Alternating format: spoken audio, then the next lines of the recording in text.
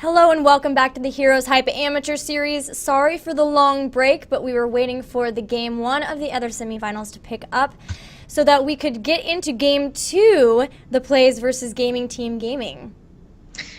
Yes, the PLEYZ versus Gaming Team Gaming has so many meanings, I'm pretty sure. But interesting to note as well, I believe the PLEYZ beat Goon Squad, who's a regular winner that we see all the time. So Goon Squad will not be joining us here.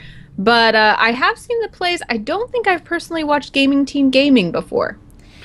They were in, I think last week was their first time as well as the PLEYZ. And the PLEYZ made it to the finals last week where they faced off against PLEYZ Some Tangos. If you recall, we struggled immensely with that team name. But they did lose, and that was a really, really close 2-1 series that PLEYZ was able to win. But honestly, every single game of that finals looked like it could go either way. It was so close. Absolutely. Well, where are we jumping into the series here, Gilly? So we are up. The PLEYZ are up 1 game versus Gaming Team Gaming, but it is a best of 3, of course. So the possibility for Gaming Team Gaming to come back here is definitely there. And we're just waiting where they are in map picking right now as we speak, and then we will soon have the link for the drafting as well. Anna, I want to talk heroes with you. Well, you know how I feel about that, Gilly. I know. And how has the last patch been for you? Have you been playing Kael'thas very much? Are you still playing a lot of Kerrigan? I have not gotten to play Kael'thas yet. I really want to because I feel like Kael'thas and I are going to be friends. I feel like he and I may have some things in common.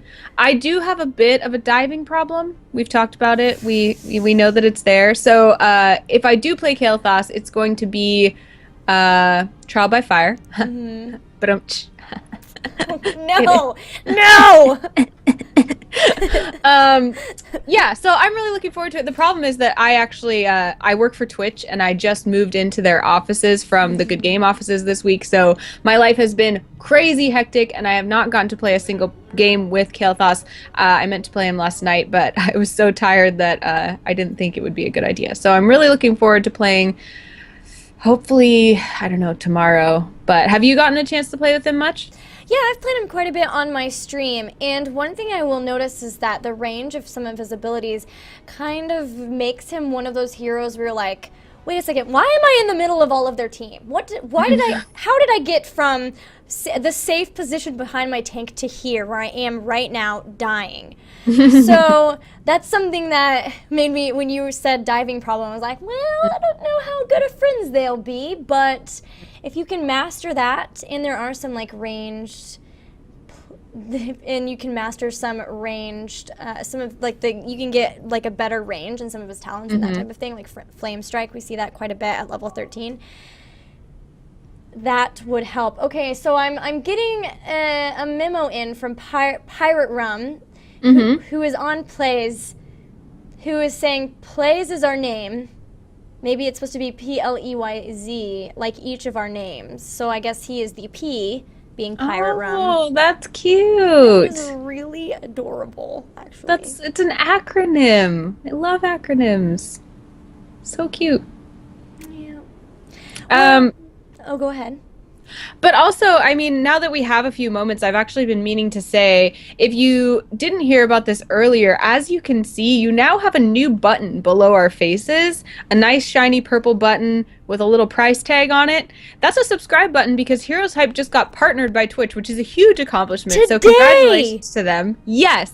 So exciting. And the thing about HeroesHype is it's a community organization that's doing a ton of work just out of passion. And so the thing you can do to kind of repay them if you enjoy the work that they're doing in the community and the content that they're providing you, you can click that subscribe button and you can help them stay very on top of things and grow their stream and things like that. And you will also get some benefits. One of the huge ones is having a nice star right now, but probably an icon soon by your name to identify that you are a supporter and a subscriber. You'll probably have some custom emoticons, and I'm sure HeroesHype will let you know in the days to come what other benefits could come from subscribing. Well, apparently we are still waiting on Gaming Team Gaming team gaming to grab their gaming. I can't stop. It's like when you spell banana. Like gaming, team game. Wait, stop, back up. It's how it. I asked Pirate Rum to explain how it's pronounced, and the answer was it's how it pronounced. Well, I mean, I'm gonna go with PLEYZ then. It's gonna be PLEYZ. I mean, that makes sense to me. Yeah. I don't know how else you would pronounce it. But yeah, we're looking forward to this match. But again, do take the time to subscribe. If you can't subscribe, of course, that's fine. This is not something you have to pay for. This is free content provided, again, out of passion. But a follow does go a long way. So there's another button right next to that price tag button that has a little heart on it. If you can only pay with your heart, with your feels, then go ahead and click that button as well. And don't forget, there's all sorts of other HeroesHype things that you can follow.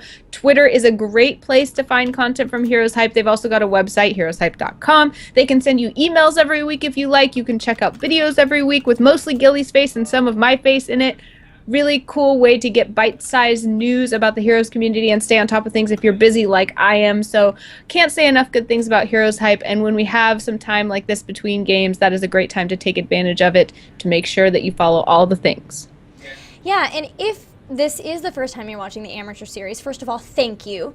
Second of all, this is an amateur series, so these teams, this is allowing teams to be able to enter into a tournament atmosphere and learn how it feels to be in a tournament, get better, play versus other teams that they can eventually learn and grow with, and then eventually maybe even make it into the major leagues. We've actually had several teams do that, move on to the majors, starting right here at the HeroesHype Amateur Series back in week 1, 2, 3, whatever.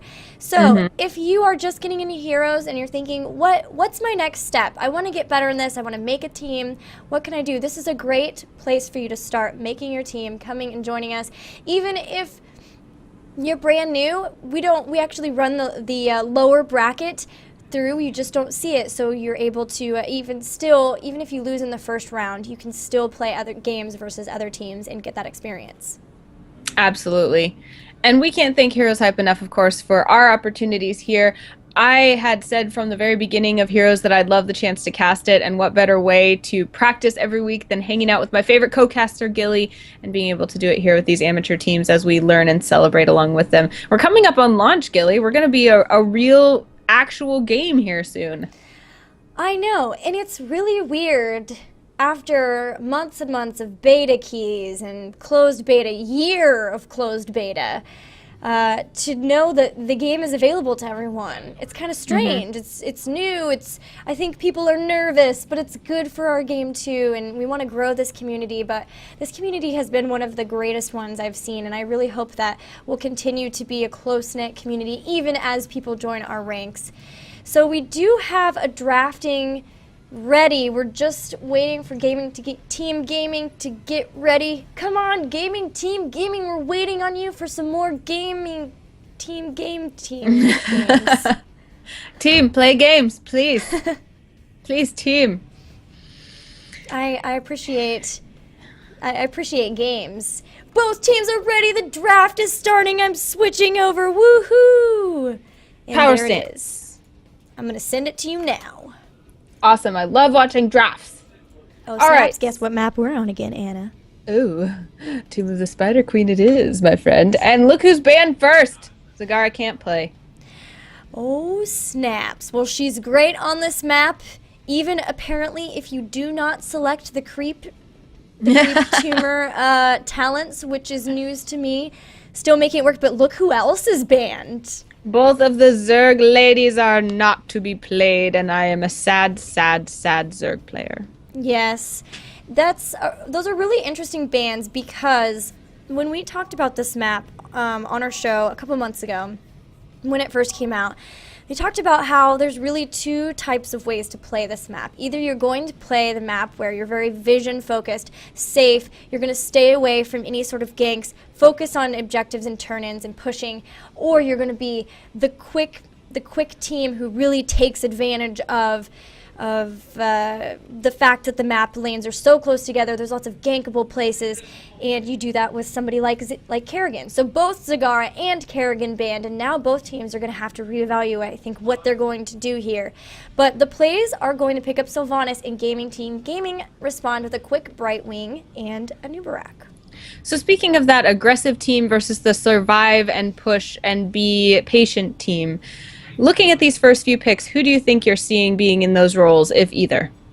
Well, the PLEYZ are really going to be looking to push with that Sylvanas, because anytime you can take out structures like towers and gates in front of the forts, and that means when you do get those turn-ins, you're going to be able to have the Web Weavers push straight up into the fort instead of having to take the time to take down those towers. But looking at who they've added to their team with the Muradin, crazy amount of stuns, and Jaina on top of that with great burst damage and slows, I would say that they're definitely looking to try to be the gankers, which goes right in line with that Zagara ban. Yeah, that makes a whole lot of sense. Gaming Team Gaming setting themselves up to build character from here. They've got Brightwing and a Nubarak. We talked about how a Nubarak can do a lot of damage for a tank, but may sacrifice a little bit in terms of tankiness, so it doesn't surprise me that we see Uther alongside him to absorb a little bit of that tankiness and do a lot of healing. It is interesting we have two healers, so maybe having to take two spots for healers in order to keep that Nubarak healthy, but we see the face of Kael'thas joining the ranks, so there is going to be some damage on this team, in fact. But is it going to be enough to be aggressive? Are we seeing this team being built out as Kael'thas just kind of being like the one to scare people off while they do their business around the rest of the map, you think, Gilly? He might be the one damage dealer to rule them all, really. Yeah. But if you're only going to have one damage dealer, having it be Kael'thas is not a bad thing to have. All right, so the PLEYZ have rounded out their composition. They picked up two supports here, or at least the 1.5 with the Sapassin in Tyrande. And Tyrande just confirms that they will be going for that ganky comp. She's so good at being able to catch people out with her Lunar Flare stun. She has great vision potential, too, with her owls as well. She's just got great utility all around. And then Malfurion, who has great heals. We've seen him be able to heal through some craziness before. But he also has roots. So looking at this, we have stuns from Muradin, roots from Malfurion, stuns from Tyrande, and slows in the form of Jaina's Chill. That's pretty scary to deal with. Yeah, they're definitely going to be looking for picks more than they're going to be looking for team fights with this composition. But what's interesting to note as well is this team is well built for pushing a lane. If they're left alone, you mentioned that Jaina, of course, along with Sylvanas, are really great siege damage dealers. And if you've got Malfurion to protect them, and you've got two stunners to make sure that you can let them get away, as well as you've got the owl from Tyrande to give you vision to make sure that you're alone in those lanes, that team could be really aggressive in terms of siege damage as well. Yeah, they've got a lot of utility here, and Gaming Team Gaming, wow, picking up Nova. So they're kind of Team Blonde there a little bit with Nova, Kael'thas, and Uther. But then they have that Anubarak and Brightwing as well. I'm really looking for what the synergy here is going to be. Oh, well, the Nova pick surprises me because that's a lot more of the gank feel that we were looking at for the PLEYZ. If Gaming Team Gaming is looking to also gank, I mean, Nova may have to do it on her own. And in that case, what are the rest of her teammates going to be doing? Running around the map, getting the gems and getting the turn-ins? Yeah, I don't know what their plan's going to be, but I like that. I like trying to figure out what the synergy will be. I think maybe a Web Blast would be okay, but I also think they might need the damage from Locust Swarm because they have two supports. And then while Nova does a lot of damage when she's attacking, oftentimes she's kind of like waiting in the wings until people get low, and then she reveals her position in order to be able to pick people off. So as far as consistent damage, it really seems like it's up to Kael'thas. Yeah, this is going to be interesting. And like I said, not being as familiar with Kael'thas, I don't know what he can do synergy-wise, but we did see him use Phoenix on Tomb of the Spider Queen before, and we saw how important placement of that Phoenix could be. So Kael'thas could do a lot of really interesting zoning for Nova if he can make sure that somebody stays on one side or another of an area, or she could kind of run around behind and flank somebody that way. Maybe Uther can help with the stuns. That's going to be really interesting. I'm wondering, the 2 support pick obviously makes sense that they want to keep a new Barak alive, and Kael'thas, of course, being super squishy, Nova not being able to stay very alive herself. Why do you think we're seeing Uther and Brightwing as the 2 supports, as opposed to the more typical support and half-support assassin combo here? Well, if they can go Emerald Wind with the Brightwing, then they might be able to get a pick with it, because she can kind of get in and push one or 2 people to her team while making everybody else leave. But also they have a great disengage there, and it does do a fair amount of damage. And then that way they still have the sustain from Uther with the Divine Shield. I don't really see them going for some sort of Divine Storm combo, because they don't really have anything else. Like, you know, they don't have a Maw or something else where they would do that first and then storm on top of it. To be honest, I'm a little bit confused about what their plan is here, but they've made it here to the semis, so obviously they at least have a good game knowledge, and I'm really excited to see, maybe once we see their talents develop, what their plan is, their game plan. Maybe. I mean, we do have a ton of burst in terms of heroics potential from Nova and Kael'thas. Like, they could both cast their heroics on one person and they would basically be dead. So yeah, maybe we're looking at that where they're just counting on being able to make every fight instantly a 5v4 and then take it from there. well, maybe Uther is going to, I think we'll still see a shield from him, but if they were able to lock some people down by maybe a Nubrak going in and then Uther stunning on top of it, then it could be a Pyroblast and a Precision Strike, or even a Phoenix as well, but both of those dealing a lot of damage to a ton of heroes that are stuck in a very close amount of time. We'll have to see. Oh, this is going to be fun. I'm really excited. I'm excited to see how they make this team comp work. If they can make this team comp work, we are loading into the Tomb of the Spider Queen. Don't forget, guys, this is Game 2 in a best-of-3 series, our final semifinal match.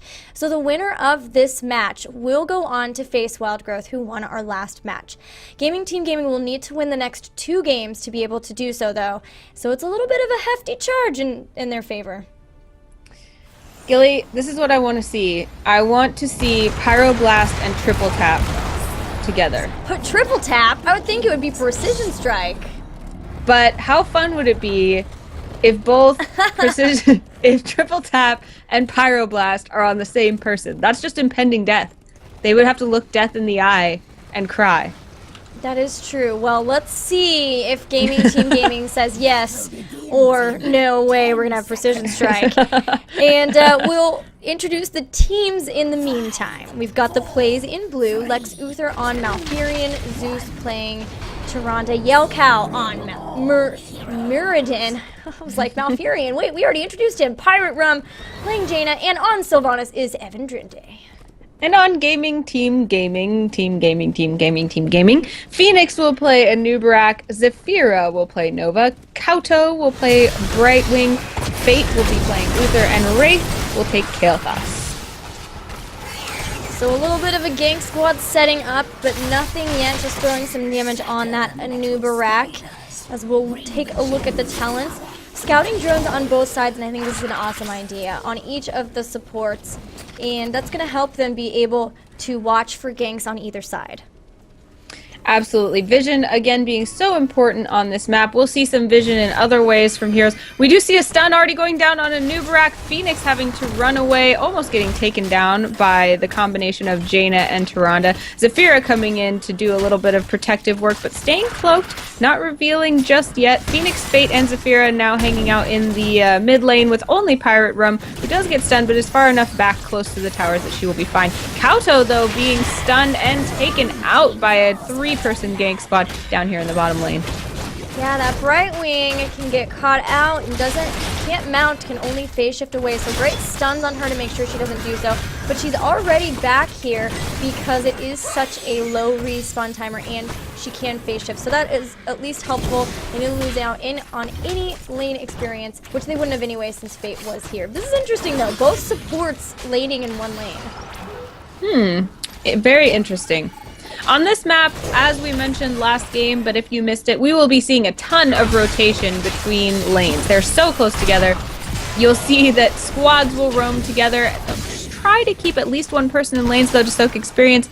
As we can see, Evan Drinde and Kauto being tempted to leave their lane and paying a little bit of damage for it.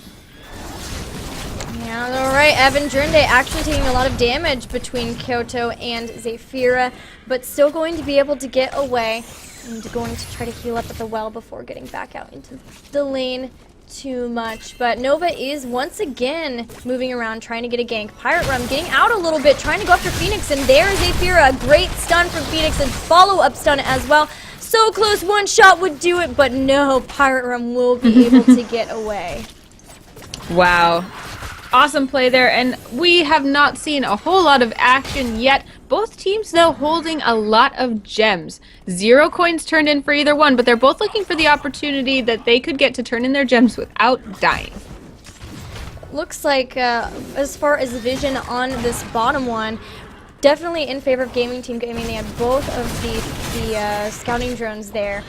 Oh, and Yelkow is jumping in, going after the Brightwing. Brightwing does dodge the stun, but will not be able to dodge another one and will go down, but so did Sylvanas. Now Pirate Rum and Yelkow are on the chase. They want to take out Nova and will do so. Fate trying to get away, will be stunned by Yelkow and will again follow up stun. Great one by Zeus, but here comes Brightwing to save the day. There we see the tankiness of Uther coming into play. If he were someone a little bit squishier, a support who maybe didn't have so much heft, then that may have been a stickier situation for Fate. But having Fate alongside Phoenix to tank damage is going to be really helpful here for our friends Gaming Team Gaming.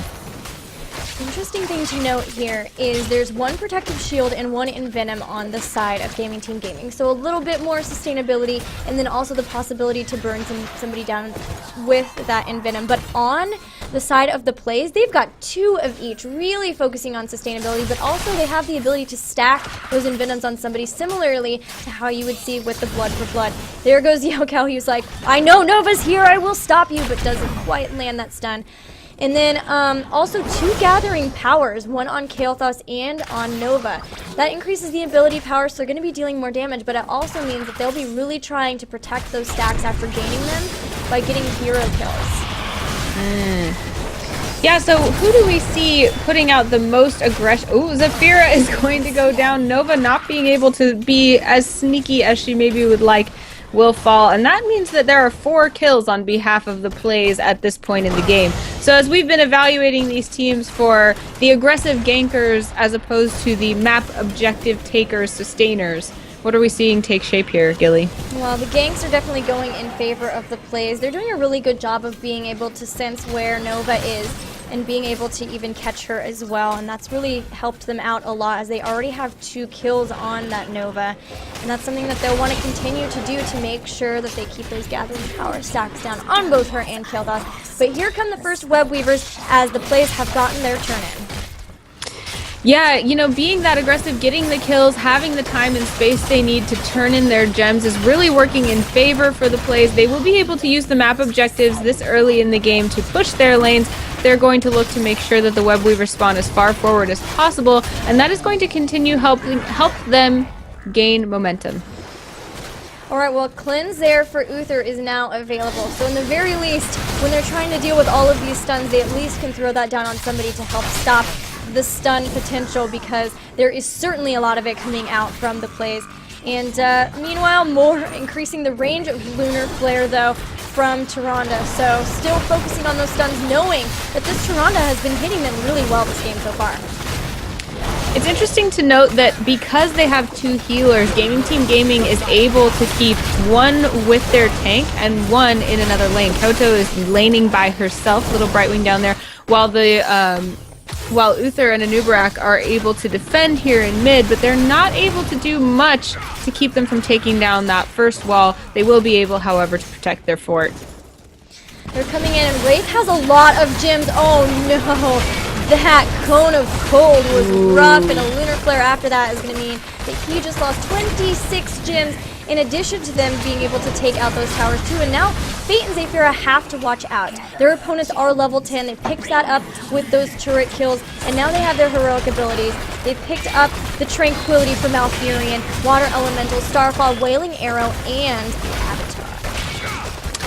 It is really interesting to note how many gems the Team Gaming is holding right now, which is probably affecting the psychology of their game. We saw that 21 or so got spilled. They're carrying a lot, and that's going to be wanted to turn. Excuse me. They wanted to turn those in, and they did. Now they're going to be able to be a little bit more aggressive because they don't have to worry about dropping all those gems. Their web weavers are also going to be pushing, but their opponents, the PLEYZ, are looking to get their hands on this fort. And they've got this Sylvanas, and that helps them take out this fort so fast. They already got the top fort, which was so nice. You don't often see heroes getting the fort with the first web weaver turn-in, just because they're pretty weak at the beginning, and they generally only get the towers. They're feeling really confident at this point, since they've already taken down 2 forts. And there are the heroic abilities for Team Gaming. They've got Precision Strike, Emerald Wind, Divine Shield, the Web Blast, and they did pick up Phoenix. I'm really disappointed that I didn't get my triple tap, but I guess Precision Strike is going to be fun too.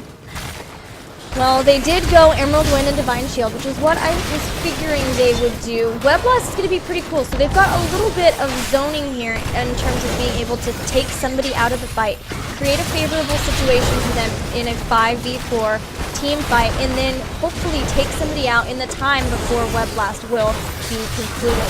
So they're pushing in here. Their Web Weavers are down though, so it looks like they might start to do a rotation up to a different lane. Yeah, it looks like all 5 of them are moving upwards, maybe hoping to get Pirate Rum unawares, but Pirate Rum will escape. Jaina will keep herself very safe. Zephyra going up to take a look here at the top, make sure they've got vision. But they're being very careful here, which is a good idea. They do have level 10 though, so they're not behind in terms of talent tiers. They are equal to their opponents in terms of experience in that way. But they are being really careful. They do not want to let their opponents have any picks, because their opponents are approaching level 13, which is where they would gain a huge advantage. Well, it looks like both teams are posturing around this bot turn-in, as neither so far have been able to turn in. The PLEYZ definitely have more gems. I don't know that they have enough, probably have enough actually, to get the turn-in. I can't really math like that on the top of my head just out of nowhere, but it looks like it's basically enough. It's fine. Instead, they're just going to choose to take out that turret. They know that they're really close to 13 here, so if they can get just a couple of minion waves, even take out that turret like they did, and get to level 13, that's something that their opponents are not going to want to engage into, and then they might have the availability, the space to be able to turn in. Right now, Team Gaming feels like they're really on the back foot. They're having to be defensive and careful. What do you think they need to do with this team composition in order to get momentum started in their favor? I think they definitely need to get a pick and try to get back up in terms of experience. There is a turn-in here for the blue team, so they really need to deal with these turn-ins as fast as they possibly can, not lose any other structures. They're going for the bruisers here, which is a really decisive, awesome choice to make, and that will help at least deal with the push coming down mid, which will be web weavers and bruisers of their own in the form of the PLEYZ, who have now hit level 13. So Team Gaming really needs to try to keep lanes pushed. It should help them that, once again, although the web weavers are pushing, it does mean that it'll be a little bit easier for them to take out minion waves so that they can get caught back up to 13. They just cannot be caught out.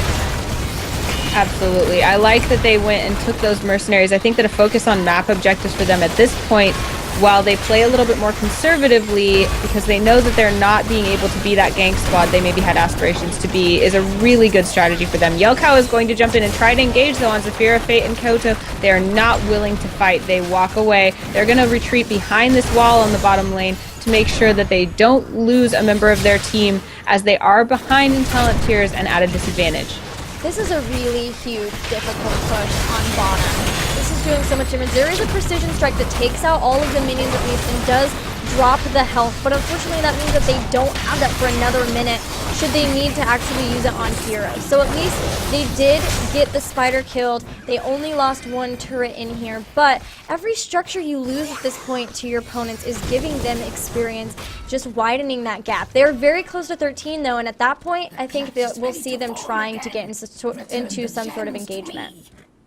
Absolutely. And if they could get into that engagement and get a pick, that's where they can start to recuperate some of their experience and get that momentum back. Maybe start playing the game the way that they had wanted to, with more domination and kind of calling the shots. At this point, they're kind of having to respond to whatever their opponents do, and that's a position you don't want to be in. They are, however, making good decisions in that position, so the gap is not widening, which is something that's really important to note. Yeah, they didn't get picked out there. It looked like Nova might, but did not quite. There is an owl, so they see that the turn-in here is on top. And they're going to head straight here. We saw the ping. But in this time, they should be able to get some gems turned in, but will it be enough, as here comes the PLEYZ. Zafira trying to stop them a little bit, distract them even, by throwing out her Nova, her thing. What is that hologram? Called? Hologram, thank you. But they didn't quite have enough gems, and that is so frustrating. Yeah, they're looking to gather more gems. They only need 4 more. Zafira is holding 3 right now and will turn those in. They're going to need just 1 more. Wraith is holding 7, so as long as we can get someone some room to turn in, they should be having some web weavers here soon. Phoenix and Zafira now looking for a top turn in, but the remainder of the PLEYZ are just deciding to go for a top push while the red team is not there to defend. They're going to have to fall back after grabbing their web weavers to defend, and that's going to not allow them to set up for a good push with those web weavers. I think that they knew that the web weavers were inevitable for their opponents, so they just wanted to get that lane pushed as much as possible, because look where the web weavers spawned, right on top of the keep. That is not optimal at all. The furthest one is going mid, and that's exactly where they're going to defend here. So excellent play by the PLEYZ here. Going to easily take this out very quickly. Won't even probably lose this turret here. That's just insane. The bottom one will be their next point of attack most likely, and they'll once again be able to take them out very quickly as well. And they're even about to get to level 16, so this is really difficult because Team Gaming maybe could have tried to catch a team fight here while their web weavers are pushing, but now because of these level 16 talents, that talent gap is a big one, level 16, and they definitely are going to have to step back and try to catch back up where they can. Yeah, that window was open to them to get that pick we talked about, and that I think you were right, would have been so valuable to them. But it is now closed, and it will stay closed until they can get to level 16. It would not be a good idea for them to try to engage here unless somebody is super far overextended. So they're going to have to think about what advantages they can take on the map that do not involve them fighting head-to-head with their opponents. And that, for right now, might be these bruisers. Looks like they're scoping them out. And Wraith will start them right now. I swear that Zeus has been throwing out Owl every single time the cooldown is up, because they always know exactly what to check. Now they're checking the bruisers. They know that that's probably where they're going to be at. Just such a good idea of how the game goes, and knowing your cooldowns to be able to constantly keep tabs with where the other team is. That's really helped them keep this lead. Absolutely, and now they are again calling the shots. They're going to be pushing top lane and forcing the defense of their opponent's Team Gaming. Team Gaming looking to defend, but not being able to go in too far. They're going to be, trying to keep out of harm's way and not able to do a lot of damage because of that. They're just kind of dancing around and trying to say, hey, stop beating, stop pounding on our stuff. The fort will go down, and the PLEYZ will choose to retreat. They see that their opponents are almost at 16, so they only want to fight when it's an unfair fight, which is the best strategy here in Heroes. That was a really awesome Starfall by Zeus. It totally zoned several of the members from being able to really like go anywhere and do anything, and they could have gone around, but that would have taken forever. And now they're even pushing down here on the bottom. They still have a web weaver up here. They still even have a web weaver pushing mid. So even if they don't get too much done here, they're distracting from mid, letting it push even further, which is a great strategy of itself. Now there is the Phoenix once again. Remember, it has a crazy short respawn or cooldown timer, only 40 seconds, but they're still doing some great damage on that keep as it's down to almost half health already.